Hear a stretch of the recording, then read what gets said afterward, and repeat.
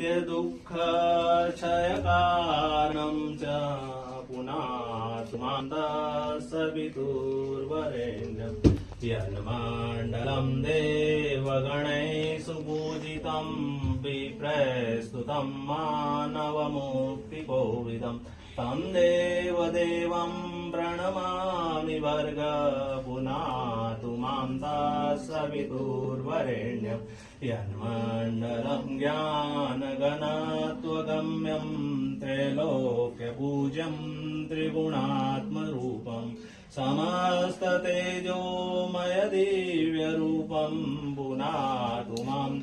सवितुर्वरेण्यं यन्मण्डलं गूढयति प्रबोधं धर्मस्य वृद्धिं कुरुते जनानां तत्सर्वपापक्षयकारणं च पुनातु मां